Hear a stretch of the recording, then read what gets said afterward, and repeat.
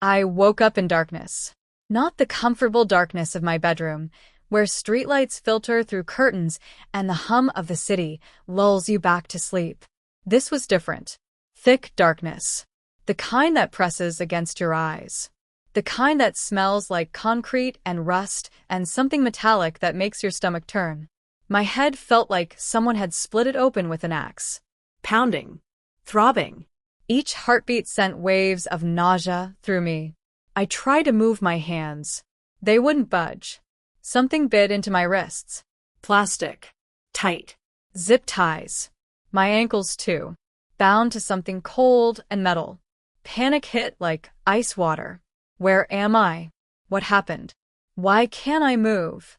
I tried to scream, but my throat was raw, my mouth dry as sandpaper. And that's when I heard it. Footsteps.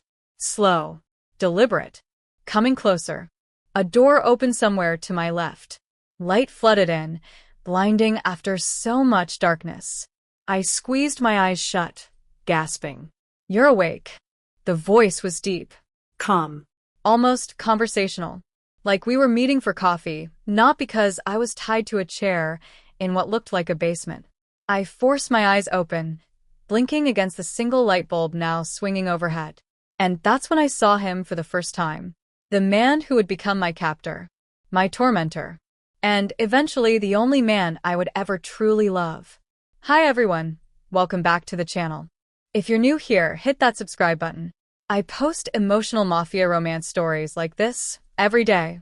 Before we dive in, tell me in the comments, have you ever forgiven someone who hurt you because they truly changed? And also, tell me, where are you watching from?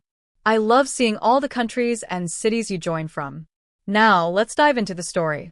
His name was Dante Moretti, and he was going to use me to destroy my father. But to understand how I ended up in that basement, you need to know about my father. About the man whose sins became my nightmare. My name is Sophia Grant. I'm 22 years old. And this is my story. My earliest memory of my father is watching him leave. I was 4 years old, standing at the top of our grand staircase in our enormous house in Connecticut. My mother held my hand, her grip so tight it hurt. "Daddy, where are you going?" I called down. Victor Grant paused at the door, one hand on the brass handle. He was wearing one of his expensive suits. Navy blue. Perfectly tailored. His briefcase in his other hand. He didn't turn around. "Business trip, Sophia. I'll be back next week." Next week turned into 2. 2 turned into a month. And by the time he came home, I'd stopped waiting at the top of the stairs. That became the pattern of my childhood. Victor Grant was always leaving. Always on a plane to somewhere. Always closing another deal, attending another meeting, building his empire one absence at a time. Import-export, my mother would explain to curious neighbors and teachers. Very demanding business. International contracts, you understand. I understood that my father was never there. Missed my 5th birthday. My 6th. My 7th. When I was 8, I had the lead role in the school play. The Wizard of Oz. I was Dorothy. I practiced my lines for weeks, drove my mother crazy clicking my little red shoes together. Opening night, I scanned the audience before the curtain went up, looking for him. My mother sat in the front row, smiling and waving. The seat next to her was empty. He'd promised he'd be there. Promised. After the show, my mother handed me flowers and told me I was wonderful. Her phone buzzed. She read the message, and her face did that thing it always did when it was about my father. That tight, controlled expression that meant she was furious, but would never say it out loud. "Your father sends his congratulations. He's very proud. He couldn't make it. Last-minute meeting in Singapore." I was 8 years old, standing in my Dorothy costume, holding roses for my mother while my classmates hugged their fathers. That was the night I started to understand Victor Grant had priorities. And I wasn't one of them. I was 16 when I figured out what my father really did. It was late. Nearly midnight. I couldn't sleep, so I'd come downstairs to make tea. That's when I heard voices in my father's study. The door was cracked open. Just an inch. I should have gone back upstairs. Should have minded my business. but I heard a name. One I recognized from the news. A senator who'd been arrested for corruption 3 months earlier. Victor, you assured me this couldn't be traced back to our arrangement. And it can't. I made sure of it. The payments went through 6 different accounts across 4 countries. The FBI will never make the connection. My blood went cold. I pressed closer to the door, heart hammering. The Moretti family is getting suspicious, another voice said. Gruff. Older. They think you tipped off the feds about their East Coast operations. Let them think what they want, my father replied, ice in his voice. By the time they figure it out, we'll own everything they built. Their shipping routes, their warehouses, their contacts in customs. All of it. And if they retaliate, they won't. Luca Moretti is too smart to start a war he can't win. He'll take his prison sentence and keep his mouth shut, just like the others. I stepped back from the door, nauseous. My father wasn't just a businessman. He was a criminal. And he was betraying people, destroying families, sending men to prison while he stole everything they'd built. I went back to my room that night and didn't sleep. The next morning at breakfast, my father looked at me and asked, "You look tired. Everything okay?" I stared at him across the table. This man I barely knew. This stranger who happened to share my DNA. Fine, I lied. Just stayed up late studying. He nodded and went back to his phone. From that day forward, I started planning my escape. I got into Columbia University with a full academic scholarship, good grades, excellent entrance essays, and a recommendation letter from a teacher who actually knew my name. When I told my parents I'd been accepted, my mother cried happy tears. My father looked up from his laptop and said, "That's good. What's your major?" "Education. I want to be a teacher." He frowned. "Teaching? You could do law, business, something more valuable." Valuable, like money, was the only measure of worth. "I want to help kids," I said quietly. "Kids who feel invisible. I want them to know someone sees them." My father stared at me for a long moment, something unreadable in his eyes. Then he nodded once and went back to his computer. The week before I left for New York, my mother sat me down in my room. "Your father set up a bank account for you," she said, handing me a credit card. "For expenses. Tuition is covered by your scholarship, but you'll need money for rent, food, books." "I don't want his money, Mom." "Sophia. I'm serious. I got a job. Work-study at the campus library. It won't be much, but it'll be mine. I don't want anything from him." My mother's eyes filled with tears. "Why are you so angry at him?" "Because he's never here, Mom. Because he missed everything that mattered. Because I heard him in his study 2 years ago, talking about destroying people's lives like it was just another business deal." She went pale. "You don't understand the world your father operates in. It's complicated." No. "It's not. He's a criminal and I want nothing to do with it. Or him." I left for New York 3 days later. Changed my phone number. Didn't give my parents my new address. My mother sent letters to the registrar's office. I stopped reading them after the first few months. For 4 years, I was free. I built a life that had nothing to do with Victor Grant. Made friends who didn't know about my father's money or his reputation. Worked hard. Got good grades. Dated a guy named Ben for 6 months before realizing we wanted different things. I was happy. Really, genuinely happy. And then October 15th arrived. My 22nd birthday. The day everything changed. October 15th started like any other Wednesday. I woke up at 6:30, showered, made coffee in the tiny kitchen of the apartment I shared with 2 roommates. Emma and Claire were already gone. Emma had an early shift at the hospital where she was doing her nursing residency, and Claire was probably already at the gym. My phone buzzed. A text from Emma. "Happy birthday. Drinks tonight at Rosie's. 8 p.m. Don't be late." I smiled. 22 felt normal. Unremarkable. Just another year. I went to my morning classes. Introduction to Child Psychology and Teaching Methods for Elementary Education. Took notes. Participated in discussions. Had lunch at the campus coffee shop with my friend Marcus. "Big plans for your birthday?" he asked, stealing one of my fries. Drinks with Emma and Claire later. Nothing crazy. You're the most low-key person I know. When I turned 22, I woke up in Atlantic City with no memory of how I got there. I laughed. That sounds like a nightmare. It was, but memorable. He checked his watch. I gotta run. Enjoy your birthday, sophomore. The afternoon passed quietly. I had a shift at the library from 2 to 8, checking out books, reshelving returns, helping students find research materials. At 7:30, Mrs. Chun, the head librarian, brought me a cupcake with a single candle. Make a wish, dear. I closed my eyes. I wish for this peace to last, for this life to be mine forever. I blew out the candle. 30 minutes later, I clocked out and headed home. It was a 15-minute walk.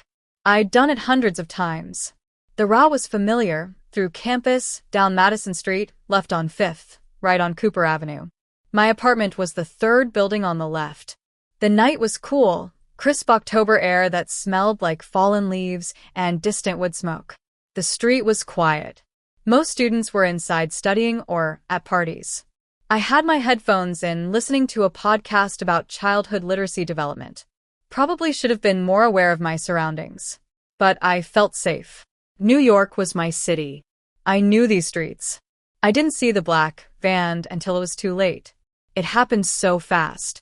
1 second, I was walking past the corner bodega, checking my phone to see if Emma had texted about which bar we were meeting at. The next second, tires squealed. A van, black, no windows in the back, tinted windshield, jumped the curb and screeched to a stop directly in front of me. I stumbled backward, heart lurching. What the? The side door flew open. 2 men. Big. Dressed in black. Ski masks covering their faces. I opened my mouth to scream. A hand clamped over my face, cutting off the sound. Another arm wrapped around my waist, lifting me off my feet. I thrashed. Kicked. Bit down hard on the fingers over my mouth. She's a fighter, one of them grunted. Hold her still. Something pressed against my face. Cloth. Wet with something chemical. Sweet and sharp. Chloroform, some distant, terrified part of my brain registered. No. No, no, no. I tried to hold my breath, tried to turn my head away, but the cloth followed, pressed harder. Just breathe, sweetheart. Make it easier on yourself. The world started to blur. My limbs went heavy. The last thing I saw before darkness took me was my phone, fallen on the sidewalk, screen cracked, Emma's text message still glowing. Rosie's at 8. Can't wait. I never made it to that bar. When I woke up, everything hurt. My head pounded like someone was driving nails into my skull. My mouth tasted like copper and chemicals. My wrists and ankles burned. I tried to open my eyes, but the darkness was so complete I wasn't sure if they were open or closed. Where am I? Slowly, sensation returned. Cold concrete beneath me. Metal chair digging into my back. The bite of zip ties around my wrists.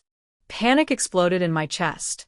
I yanked at the restraints, gasping, the plastic cutting deeper into my skin. Help. My voice came out as a rasp. Help. Someone help me. Nothing. No response. Just the echo of my own desperate voice bouncing off unseen walls. I kept screaming until my throat was raw. Kept pulling at the ties until my wrists were slick with what might have been blood. And then footsteps. Slow. Deliberate. Coming from somewhere above me. Growing louder. A door opened. Light flooded in, so bright after the darkness that I squeezed my eyes shut, tears streaming down my face. I wouldn't bother screaming, a voice said. Deep. Male. Calm. The walls are soundproofed. No one can hear you. I forced my eyes open, blinking against the single bulb now illuminating what I could now see was definitely a basement. Unfinished. Concrete floor and walls. A metal door with multiple locks. No windows. And standing in the doorway, him. He was tall. That was my first coherent thought. Maybe 6'3", broad-shouldered, dressed entirely in black. Tactical pants. Fitted long-sleeve shirt that did nothing to hide the muscles beneath. But it was his face that made my breath catch. Handsome in that dangerous way. sharp cheekbones, strong jaw covered in dark stubble, a scar cutting through his left eyebrow, giving him a permanently intense look. And his eyes, dark, almost black, the kind of eyes that saw everything and gave nothing away. Tattoos covered his forearms, intricate designs I couldn't quite make out in the dim light. More ink climbed up his neck, disappearing beneath his collar. He looked like violence wrapped in expensive skin. He walked toward me slowly, not threatening, just confident. Like he owned every inch of this space. Like I was already his. He grabbed a folding chair, unfolded it with one hand, and sat down directly in front of me. Close. Too close. Close enough that I could smell him. Leather and something darker. Gunpowder, maybe. My name, he said, voice conversational, like we were at a coffee shop instead of a basement where I was tied to a chair, is Dante Moretti. Moretti. The name rang a bell. A distant memory from 2 years ago, overhearing my father in his study. The Moretti family is getting suspicious. They think you tipped off the feds. Oh God. Please, I whispered. Please, I don't know what you want. I don't have money. I can't. I don't want your money, Sophia. He knew my name. Then what do you want? His smile was cold, sharp as broken glass. Revenge. 5 years ago, Dante began, leaning back in his chair, arms crossed. My family had everything. Money, Power. respect. We ran the East Coast shipping operations from Boston to Miami. Clean, organized, profitable. His jaw tightened. My father, Luca Moretti, was careful. Smart. He never made unnecessary enemies. Never drew attention from the feds. We had arrangements with people like your father, businessmen who needed things moved quietly. Off the books. I don't know anything about my father's business, I said quickly. I haven't spoken to him in 4 years. I left. I know you left. Dante's eyes bored into mine. I know you haven't contacted him. I know you changed your number, moved states away, and tried to pretend Victor Grant doesn't exist. Then why am I here? Because revenge isn't just about punishing the guilty, Sophia. It's about taking what they love most. My stomach dropped. Your father, Dante continued, voice dropping lower, darker, made a deal with my father. A partnership. Victor would provide political connections, customs officials, port authorities, people who could look the other way. We would provide logistics and distribution. Simple. Mutually beneficial. He leaned forward, elbows on his knees. Except Victor Grant had other plans. He took our money, used our connections, and then he went to the FBI. I felt sick. My father was arrested at home, in front of my mother. My sister watched federal agents drag him out in handcuffs. His voice didn't rise, but something lethal entered it. My uncle, my 2 cousins, 6 of our closest associates, all arrested within 48 hours. I'm sorry, I whispered. I'm so sorry, but I didn't. I'm not finished. The command in his voice shut me up. While my father and uncle were in prison, while our accounts were frozen and our assets seized, Victor Grant expanded. He took our territory, our contacts, our reputation, everything we'd built over 30 years gone. And Victor Grant stood on top of the ruins, pretending to be a legitimate businessman. Tears burned my eyes. I didn't know. I swear, I didn't know any of this. I believe you. Something in his expression softened. Just a fraction. You're not your father, Sophia. I've been watching you long enough to know that. Watching me? For 6 months. Since I got out of prison myself 3 years ago and started planning this. 6 months. He'd been watching me for 6 months. You go to class, he continued. You work at the library. You have dinner with friends on Fridays. You volunteer at a literacy program for underprivileged kids on Saturdays. You're good. Kind. Nothing like Victor. Then why take me? If you know I'm not involved. Because Victor Grant loves exactly one thing in this world. Dante's eyes locked on mine. And that's you. I don't understand. My father doesn't love me. He was never there. He doesn't even know me. Dante pulled out his phone, swiped a few times, Turned it toward me. Photographs. Me walking across campus. Me at the coffee shop with Marcus. Me leaving my apartment in the morning. Me at the library. But they weren't recent. The dates in the corners went back years. Your father hired private investigators the day you left for college, Dante said. He's known where you were every single day for 4 years. He never approached you. Never called. But he knew. I stared at the photos, hands shaking. When you worked late at the library, there was always a security guard who happened to be patrolling your route home. A man named James. Worked for your father. No. That couldn't be true. When you got sick last year with pneumonia and spent 3 days in the hospital, who do you think paid the bill when your insurance didn't cover everything? Anonymous benefactor? Stop. Your scholarship covered tuition, but not books. Not fully. Someone kept depositing extra money into the university's account earmarked for your expenses. You thought it was a clerical error, didn't you? My vision blurred with tears. Victor Grant is a lot of things, Sophia. A criminal. A liar. A man who destroys lives for profit. But he loves his daughter. And now I'm going to use that love to destroy him. The first 3 days, Dante kept me in the basement. He brought me food 3 times a day. Simple things: bread, cheese, fruit, water. He'd cut the zip ties on my wrists long enough for me to eat, but my ankles stayed bound to the chair. I'll move you upstairs, he said on day 2, when I'm certain you won't try to run. Why would I stay? Because you're smart enough to know you wouldn't make it 50 feet. He was right. I'd seen at least 3 men patrolling outside the basement door. Heard others moving around upstairs. Wherever we were, I was surrounded. On day 3, Dante brought me a bucket of warm water and a washcloth. I know it's not a shower, he said, setting it down beside me, but it's something. I stared at the water, then at him. You kidnapped me. You don't get credit for basic hygiene. His lips twitched. Almost a smile. Fair enough. He turned to leave. Dante. He stopped. What? What is your plan? With me. With my father. How does this end? He looked back over his shoulder. Your father is already losing his mind. The FBI visited him yesterday. Told him you're officially missing. They're investigating. Media is starting to pick up the story. By next week, your face will be on every news channel on the East Coast. And then Victor will do exactly what I need him to do. He'll burn his entire empire to the ground trying to get you back. And when he does, when he's destroyed, what happens to me? Dante was quiet for a long moment. I haven't decided yet. On day 4, Dante moved me. He cut the ties on my ankles himself, helped me stand. My legs nearly gave out. 3 days in a chair had left them weak and shaky. Easy, he murmured, catching my elbow. Take your time. I wanted to jerk away from his touch. Wanted to spit in his face and scream. But I was so tired. So sore. So desperate for anywhere that wasn't that basement. He led me upstairs. The house was big. Isolated.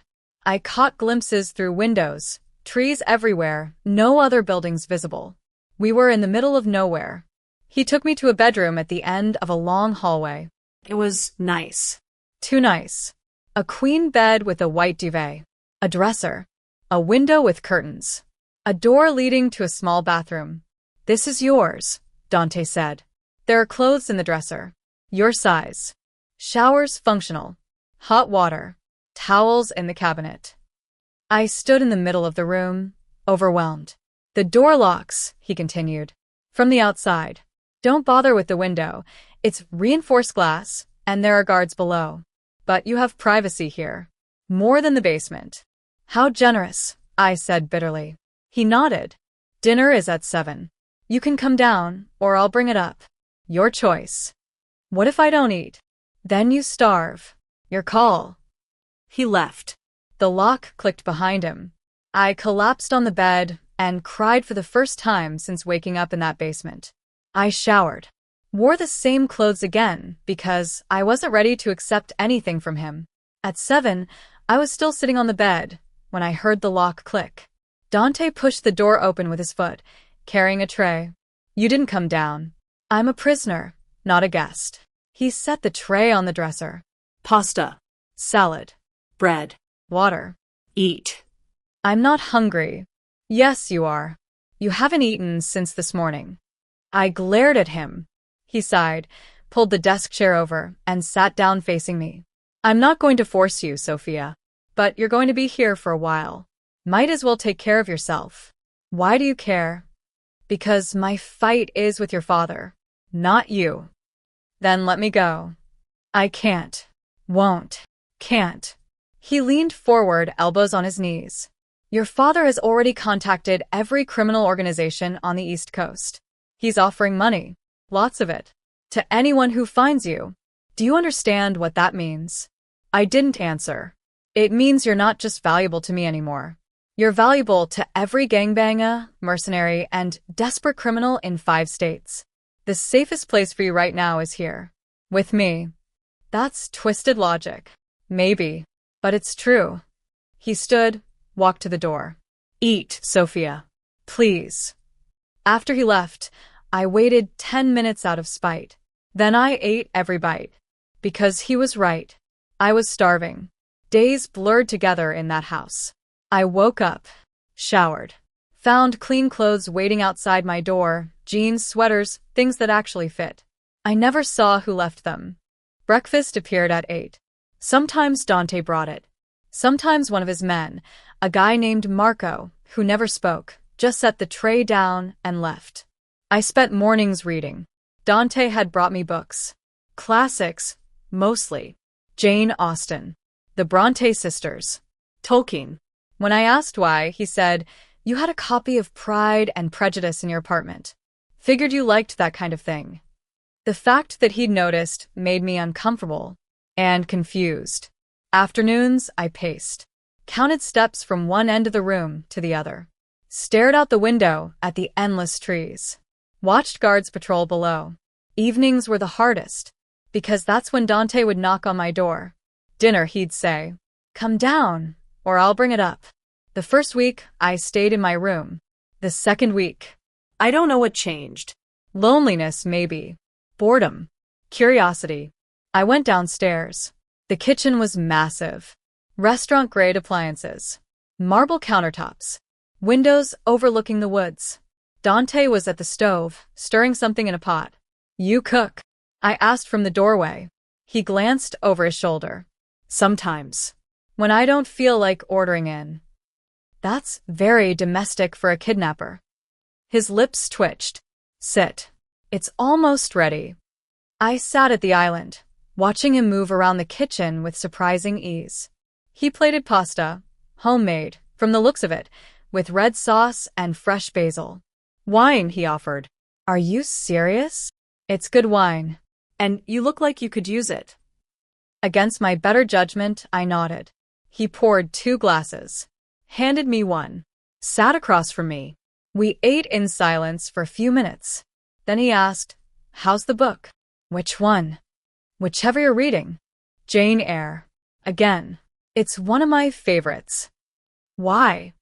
I looked up, surprised. "Why is it my favorite?" "Yeah."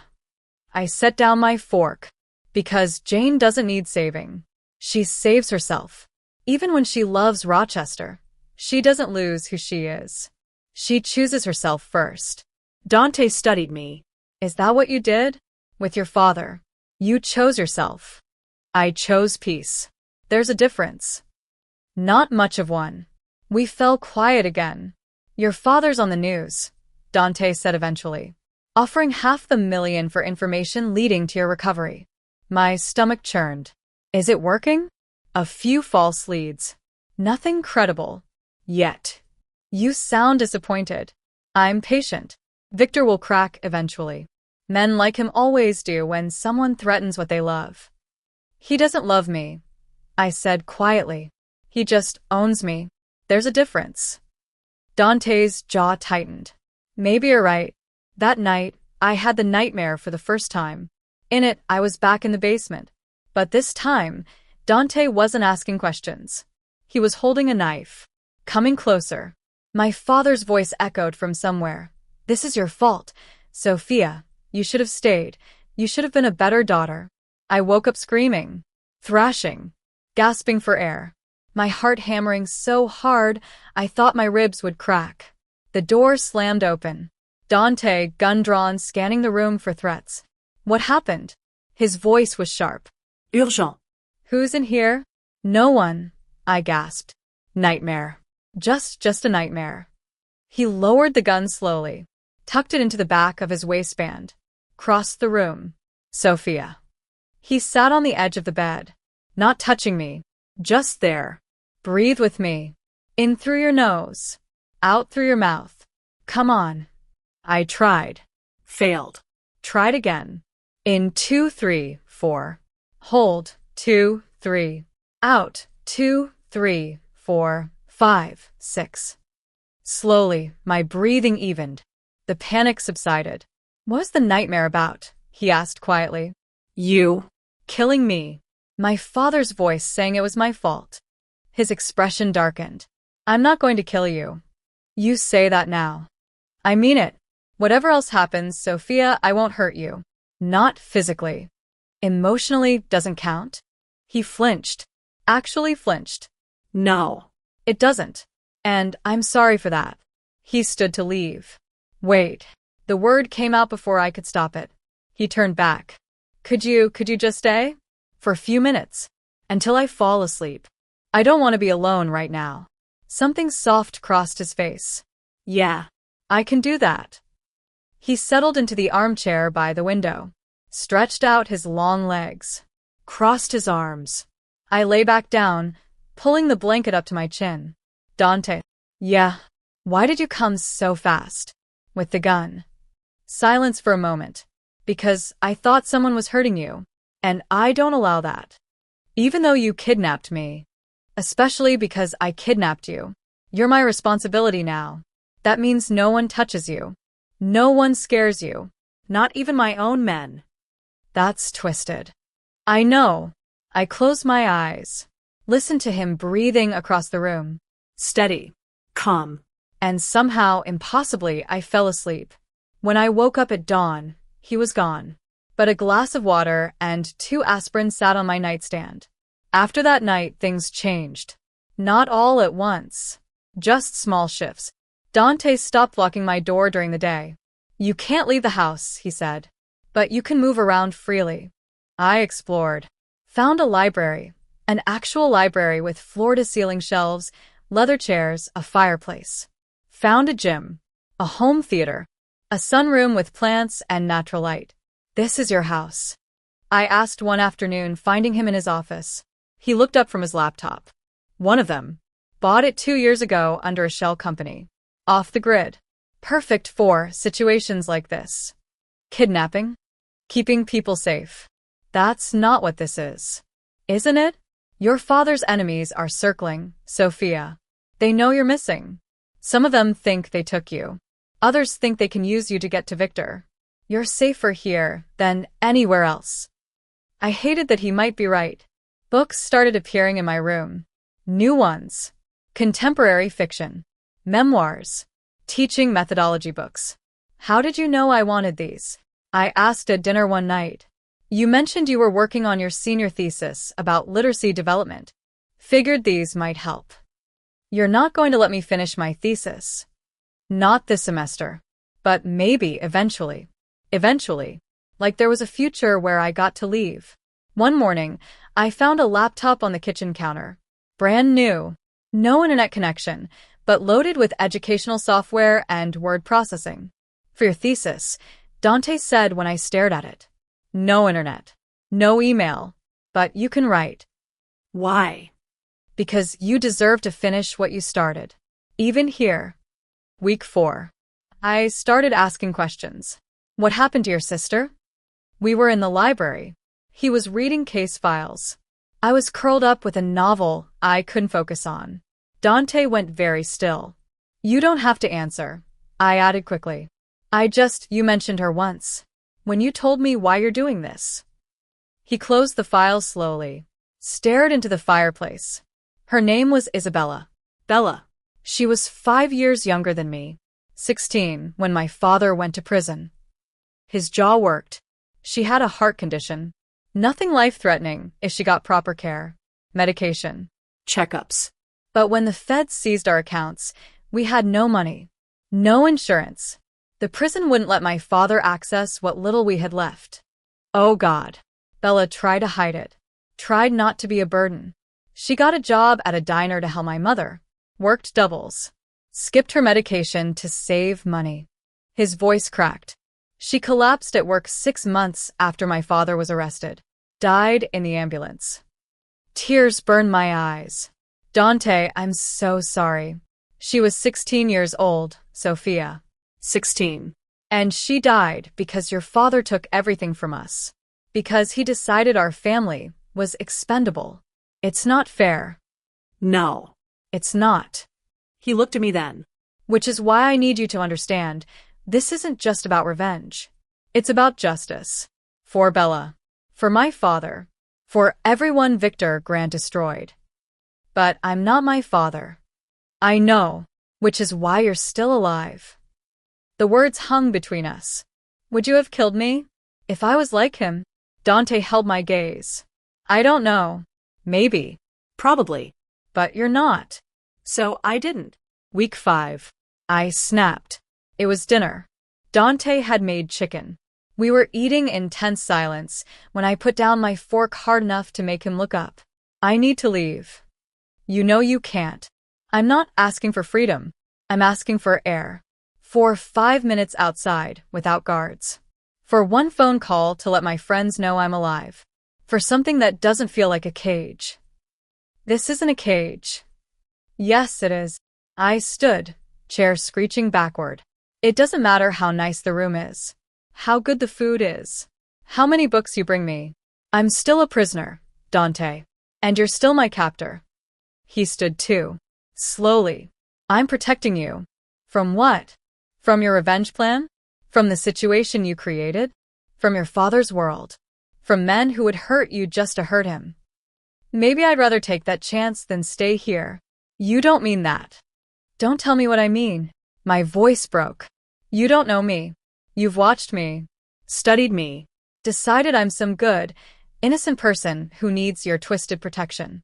But you don't actually know me. Then tell me. He rounded the table, stopped a foot away. Tell me who you are, Sophia.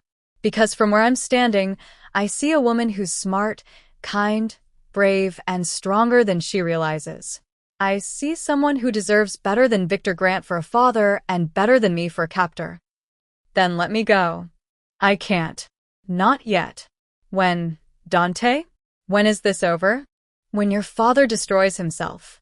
When he's paid for what he did. When you've had your revenge. I laughed bitterly. This was never about protecting me. It's about hurting him. And I'm just collateral damage.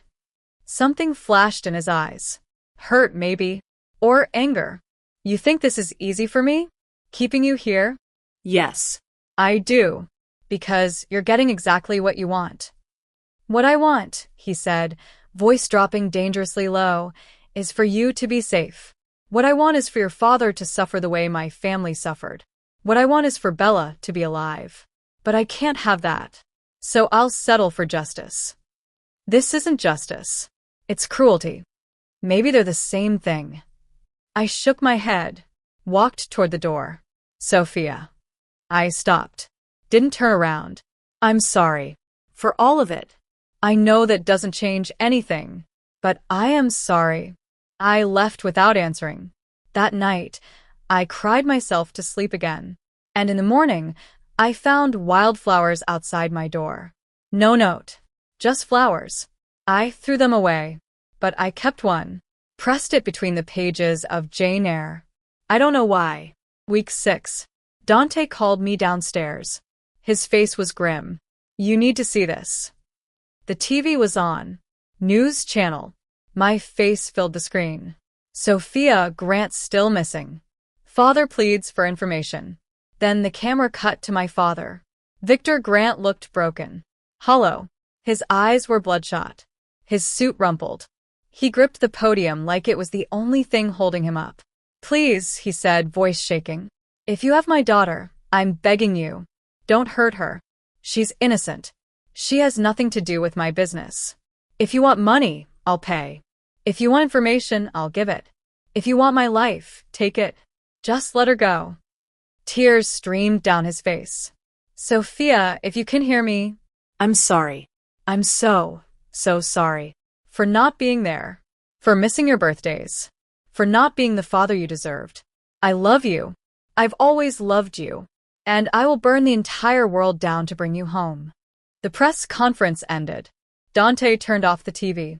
I stood frozen in the middle of the room, tears streaming down my face. He does love you, Dante said quietly. I was wrong about that. This isn't just about control for him. He really does love you. Then let me call him. Let me tell him I'm okay. I can't. Not yet. Why? You got what you wanted. He's broken. He's desperate. Your revenge is working because the FBI is tracking every call to his phones, every email, every text. The second you make contact, they'll trace it. And I'm not ready for that yet. So what now? Dante ran a hand through his hair. Now we wait. Week 7. I made a decision. I was going to try to leave. Not because I thought I'd succeed, but because I needed to do something. Needed to prove to myself I wasn't giving up. I watched the guards' patterns for 3 days. They rotated shifts at 6 a.m. and 6 p.m. During the shift change, there was a 5-minute window where the back door was unmonitored. On day 4, I waited until 5:55 a.m., slipped downstairs while the house was quiet, pressed myself against the wall near the back door. 6 o'clock. Voices outside. The guards talking, laughing about something. I counted to 60. Slowly. Then I ran. Out the back door. Into the woods. Branches tearing at my clothes. My breath coming in gasps. The morning air cold and sharp in my lungs. I ran until I couldn't hear the house anymore. Until all I could hear was my own heartbeat and the snap of twigs under my feet. And then I heard something else. Footsteps. Behind me. Gaining fast. Sophia. Dante's voice. Furious. I ran harder. Faster. Stumbled over a root and went down hard, palms scraping on rocks. Strong hands grabbed my shoulders. Pulled me up. Spun me around. Dante's face was inches from mine. Eyes blazing. Jaw clenched. What the hell were you thinking? I was thinking I'm not going to sit there and wait for you to decide when I get my life back. You wouldn't have made it a mile. Do you know what's out here? Cliffs. Rivers. Wild animals. And that's if none of my men or your father's enemies found you first. I don't care. Well, I do. He shook me once. Gently. God damn it, Sophia, I care. We stared at each other. Both breathing hard. Both furious. And then he kissed me. His mouth crashed against mine. Hard. Desperate. Angry. I should have pushed him away. Should have hit him. Should have screamed. Instead, I kissed him back. Just as hard. Just as desperate. His hands slid into my hair. Mine fisted in his shirt. 7 weeks of tension and fear and something I refused to name exploded between us. When we finally broke apart, both of us were shaking. I'm sorry, he breathed against my lips. I shouldn't have. Shut up. I kissed him again. This time slower. Deeper. His hands gentled in my hair. Mine slid up to cup his jaw, feeling the scratch of stubble under my palms. When we pulled back, his forehead rested against mine. This is insane, I whispered. I know. You kidnapped me. I know. I should hate you. You should. But I don't. His eyes closed. Sophia. Don't. Don't apologize. Don't explain. Just take me back to the house. We walked back in silence. His hand never left mine. At the door, he finally spoke. I'm falling in love with you. And I don't know what to do about it. I looked up at him. This dangerous, broken man who'd stolen me for revenge and somehow stolen my heart in the process. I don't know either. After the kiss in the woods, everything changed. Not all at once. Not dramatically. But in small, undeniable ways. Dante stopped locking my door entirely. If you run again, at least tell me first, so I can make sure you don't break your neck. Dinners became longer. We talked. Really talked. About his childhood in Boston. About his mother, who died of grief 2 years after his father went to prison. About Bella, and how she used to make him watch Disney movies and sing along badly. About my childhood. About the empty house and the absent father. About my dream of teaching kids who felt invisible, the way I'd felt. "You'll be a good teacher," he said one night. "The kids will be lucky to have you. If I ever get to finish my degree." His face fell. "I know. I took that from you. You took a lot of things from me, Dante. I know. And I'll spend the rest of my life trying to make up for it, if you let me." One night, I found him in the library at 2 a.m. Couldn't sleep. Thought I'd read. He was by the fireplace, staring into the flames. A glass of whiskey in his hand. "You okay?" I asked. He looked up, smiled sadly. "Couldn't sleep either?" I sat down in the chair across from him. "Nightmares. About the basement. About leaving. About going back to my old life and not having you in it." He set down his glass. "Sophia, I know it's messed up. I know I shouldn't feel this way about you, but I do. You have Stockholm Syndrome. It's not real. Don't tell me what I feel." I leaned forward. "I'm not some fragile thing that broke under captivity. I'm a grown woman who's spent 7 weeks getting to know you. The real you. And I'm choosing this. Whatever this is." "You don't know what you're saying." Yes. "I do." He crossed to me, knelt in front of my chair. Took my hands. "If I could go back and undo it all, I would. I'd find another way to hurt your father. A way that didn't involve you. Because you deserve so much better than this. But you can't go back." No. "So we move forward. Together." His thumb traced circles on the back of my hand. "What if you leave and realize you don't actually want this? Want me? Then I'll tell you. But I need the chance to find out. I need you to let me go, Dante. Not forever. Just temporarily. So I can figure out who I am without the fear. Without the captivity." His eyes closed. "I'm terrified that if I let you go, you'll never come back. Then you'll have to trust me." Week 8. Marco burst into the house during breakfast. "Boss, we have a problem. FBI just raided one of the warehouses. They're working their way up the chain."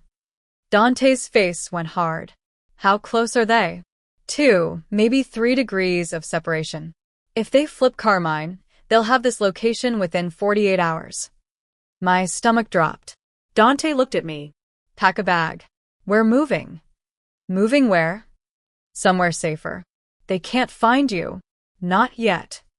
"Dante. Please, Sophia." Don't argue. Not now. We drove for 6 hours. Switched cars twice. Ended up at a cabin even more remote than the first house. It was just the two of us. No guards. No Marco. Just Dante and me and the woods. "Why did you send them away?" I asked that first night. "Because I don't trust anyone else to keep you safe. And because I wanted time with you before this all ends." It's going to end, isn't it? Yes. Soon. Your father met with the FBI 3 days ago. He gave them everything. Names. Accounts. Evidence. He destroyed his entire operation just for the chance to get you back. I sank onto the couch. "So your revenge is complete." "Yes. And now." He sat beside me. "Now I let you go. Like I should have done weeks ago." "What about us?" "There is no us, Sophia. There can't be. I'm a criminal. You're a victim. When this is over, you go back to your life. And I disappear." What if I don't want that? It doesn't matter what we want. It matters what's right. We spent 3 days in that cabin. 3 days that felt like a lifetime. Like a dream I didn't want to wake up from. We cooked together. Read by the fireplace. Talked until dawn. We slept in the same bed. He held me while I slept. I listened to his heartbeat in the dark. We didn't have sex. It felt like a line we couldn't cross. Not yet. Not while I was still technically his prisoner. But we kissed. God, we kissed. Long, slow kisses that tasted like hope and heartbreak. On the third night, Dante said, Tomorrow, I'm taking you back. To the FBI? To your apartment. I'll call in an anonymous tip after you're safe. They'll find your father's evidence. Arrest whoever's left. And you get your life back. What about you? I'll be fine. I've been doing this long enough to disappear when I need to. I don't want you to disappear. Sophia, I'm serious. When this is over, when I've had time to heal and figure things out, I want to see you again. I want to try. For real. You're asking me to wait for you. I'm asking you to give us a chance. He pulled me into his arms, buried his face in my hair. I'll wait. For as long as it takes. I'll wait for you. The next morning, we drove back to the city in silence. Dante pulled up 3 blocks from my apartment. Close enough to walk. Far enough that the FBI wouldn't spot his car on cameras. This is it, he said quietly. I nodded. Couldn't speak past the lump in my throat. There's money in an account under your name. Enough to finish school. Start over. Whatever you need. Dante. And this. He pressed a phone into my hand. Burner. Untraceable. My number's programmed in. If you ever need anything at all, you call me. Day or night. I'll be there. When will I see you again? When you're ready. Take your time, Sophia. Heal. Go to therapy. Finish your degree. Live your life. And if, after all that, you still want me, I'll be waiting. Tears streamed down my face. What if I want you now? You think you do, but you need to be sure. You need to know who you are without me first. He cupped my face. Kissed me one last time. Slow and deep and filled with everything we couldn't say. Go, he whispered against my lips. Before I change my mind and keep you forever. I got out of the car, watched him drive away, and then I walked home. The FBI found me 3 hours later. I was in my apartment. Emma and Claire had kept hoping I'd come home, when agents knocked on the door. They asked questions. Where had I been? Who took me? Did I see their faces? I lied. Said I'd been blindfolded most of the time. Never saw my captors clearly. Was dropped off randomly and found my way home. They didn't fully believe me, but they couldn't prove otherwise. My father was in federal custody, arrested on 37 counts. His empire in ruins. They asked if I wanted to see him. I said no. Not yet. Maybe not ever. I went to therapy. Twice a week at first. Then once a week. Talked about the kidnapping. The fear. The confusion. The part one couldn't talk about, not even to my therapist, was Dante. How I missed him. How I dreamed about him. How the burner phone sat in my nightstand, and every day I fought the urge to call. I went back to school. Finished my degree. Graduated in May with honors. Got a job at an elementary school in Brooklyn. 3rd grade. Started building a life. A real one. And every night, before I went to sleep, I thought about him. Wondered where he was. If he was safe. If he was thinking about me too. 6 months after he let me go, I finally called. It was a Saturday morning. I was drinking coffee in my apartment. Sun streaming through the windows. Life was good. Normal. Stable. But something was missing. Someone. I picked up the burner phone. Stared at the single number programmed in. My thumb hovered over the call button. Then I pressed it. It rang once. Twice. Sophia. His voice. God, his voice. Are you okay? Do you need help? I'm fine. I'm good, actually. Silence. Then, so, why are you calling? Because I'm ready. Ready for what? To see you. To talk. To figure out if what we felt was real or just trauma. Another pause. Longer this time. Are you sure? Yes. I've had 6 months, Dante. 6 months of therapy and healing and building a life. And I'm sure. Where? There's a coffee shop. Corner of 5th and Union. Tomorrow. Noon. I'll be there. Dante. Yeah. I missed you. His voice roughened. I missed you too. Every single day. Sunday. Noon. I walked into the coffee shop 10 minutes early. Found a table by the window. Ordered a latte I was too nervous to drink. At exactly 12 o'clock, the door opened. And there he was, Dante Moretti, dressed in jeans and a black jacket. Hair a little longer. Still devastatingly handsome. His eyes found mine across the room. He smiled. Small. Uncertain. I smiled back. He crossed to my table. Sat down across from me. "Hi," he said softly. "Hi." We stared at each other. 6 months of distance and longing and uncertainty between us. "You look good," he said. Happy. "I am. Mostly. I'm teaching now. 3rd grade. It's everything I wanted. I'm glad." "And you?" "I'm out. Completely. Sold everything. Went legitimate. Started a security consulting firm. Legal. Clean. Boring." "Really? Really?" I couldn't. He ran a hand through his hair. "I couldn't keep doing what I was doing. Not after you. You changed me, Sophia." "I didn't do anything. You existed. That was enough." My throat tightened. "So," I said, wrapping my hands around my untouched latte, "where do we go from here?" "Wherever you want. We can start over. Pretend the past didn't happen. Go on normal dates. Get to know each other without the kidnapping and revenge and trauma." "I don't want to pretend it didn't happen." No. No. "Because it did happen. And it was awful and wrong and complicated. But it also led us here. And I don't want to erase that." Dante reached across the table. Took my hand. Then we moved forward. Honestly. No more secrets. No more games. Just us. Figuring it out. That sounds terrifying. It does. But I want to try. So do I. We sat there, hands intertwined, the city moving around us, the future uncertain, but ours to build. Dante. "Yeah, take me on a real date." Dinner.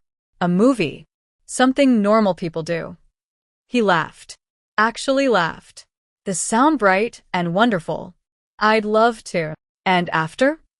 "After, we see where it goes. No pressure. No expectations. Just possibility." I can live with possibility. Me too. 3 years later, I stood in front of a classroom. 22 third graders staring up at me. On my left hand, a simple gold band. In my pocket, my phone buzzed.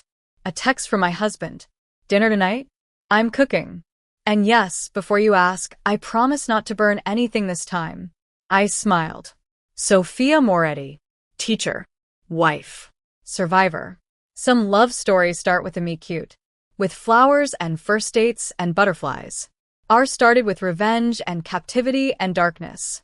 But it ended with light. With choice. With love that was real and hard-won and ours.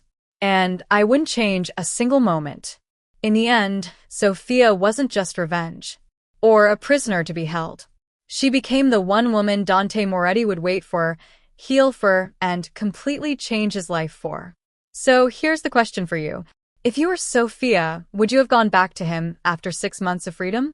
Or walked away and never looked back? Drop your answer in the comments. Every single one matters to this channel. If this story pulled you in, hit like, and subscribe for more dark mafia romance stories that will keep you up all night. Thank you for watching, beautiful souls. I'll see you in the next story.